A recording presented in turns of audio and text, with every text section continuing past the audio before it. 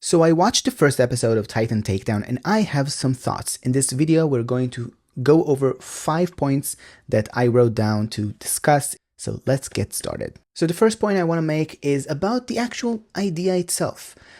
In this season, we see an ancient Greece where the gods are running these tournaments where they allow some people to elevate to godhood for 1 year. And in the sense of that competition, they cultivate praise from everyone watching. Our heroes kind of join that competition and will, for better or worse, fulfill their dream of becoming one of these deities. There's a lot to be said about how this whole thing resembles our own world, and I said this in the shorter video that I made right after I watched the episode, and I want to reiterate that little scene here in this video where King Adonis is making an insight check on the crowd gathered in the ring, and then we see Brennan telling Adonis that these people are cheering, but they are actually afraid. Some part of me wants this season, this 4-episode season, to be about breaking this actual reality, but I feel like that's not what's going to happen unless there's some shenanigans happening in the next few episodes with some nat 20s. Becoming a deity in this world will require the people, like the winner of this competition, to actually engage in this behavior of cultivating praise from these people. And there is something bittersweet about that. I don't really know how to put it. I feel like it's going to be interesting to see how our characters are evolving in this competition and whether they will even succeed in making this happen for themselves. The second point I want to make is about the characters themselves.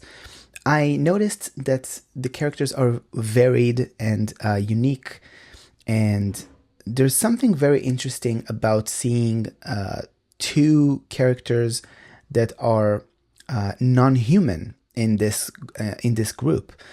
And from the little that I've searched in Greek mythology, I know there were some people who were cursed to become non-human, and there are some that were non-human characters in the mythology, like Chiron the centaur or Minotaur. I'll write on the screen in the edit. And Medusa is also one character who is non-human.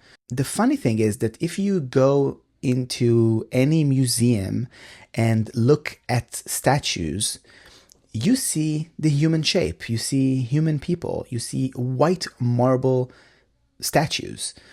And I feel like even if you go and look for ancient Greece images on Google or wherever you look for images, you will see white people, predominantly white people. And I feel like maybe inadvertently or maybe not inadvertently, I feel like Dimension 20 is helping people realize that ancient Greece was actually a lot more mixed and varied. I went and read about some characters and people from Ethiopia and India and some other places that came to Greece and were portrayed in their stories and mythology. So it's actually so interesting to see such a whitewashed culture actually be given its true colors through the lens of this funny and interesting merger of mythology and wrestling. So in that sense, all of the characters chose to be actually not white, which is such a good choice in my mind. In terms of the characters themselves, the next point I want to make is about Tabatha being in the crowd. So that's actually a moment that happened in the episode. And I wanted to mention it here because Brennan was very, very clear with the rules. If you are ending your turn outside of the ring, you fail. But Tabatha actually hid outside of the ring, and the judge didn't see her. So that was a curveball in the rules that actually Brennan made it make sense. This is a great example of making a campaign, or making a one shot, or making a shorter adventure like this one more engaging and approachable to new players, because I think most of the players in this season did not play D&D before, but they just heard about it, except one character. Aside of that moment where Tabatha hid in the crowd, there were also other instances where Brennan described what is a role, explained checks, and made it very, very beginner friendly, which I love, because up until now we had Dungeons and Drag Queens, which was the first season, was very friendly to beginners because it was also all the players did not play before, and Brennan had to explain things along the way. So now we have another 4 episodes beginner friendly season, which you can recommend alongside Dungeons and Drag Queens. So the next part that happened in this episode was actually the battle. And this was the first battle of the season. And I feel like with this battle, we kind of understand what the season is going to look like. There are multiple battles, and our group, our characters, will need to finish off each of the contestants along the way. Some battles will probably happen off screen between 2 other groups that will fight each other, and that will speed up the elimination process. And that way our characters will actually fight with the winners of the branching tree, and that will take us to the final battle, which will be for the actual seat. And I actually think this is probably going to be PvP, but maybe I'm wrong. I don't know. But I feel like maybe Brennan is leading through explaining the rules, because there's only one winner. Brennan is kind of leading us towards PvP, or maybe it's going to be like a free-for-all where our characters are no longer going to be allies, but they are going to be fighting with other people, other NPCs in the battle, and it's just like everyone is out for themselves. So that could also be an option. I don't know.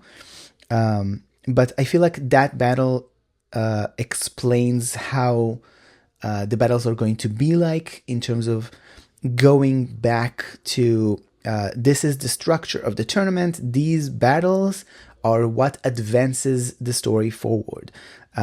You either lose or you win, and that's what's going to get the story to advance. What we've seen before the battle was introductions and maybe getting to know a character or two, but the battles are the important parts. Whereas in other seasons, battles were optional. You didn't have to go to somewhere to fight someone. You could have chosen to go there. You could have found your clues for the mystery, or the parts of the story that you didn't know in other places. And here it's very, very straightforward. Fight and win the battles. These are the rules. That's how it feels like. It makes it simple, and it makes it very wrestling oriented. The final thing I want to mention in this video about episode 1 was actually the sketch in the end with Murph and Iffy.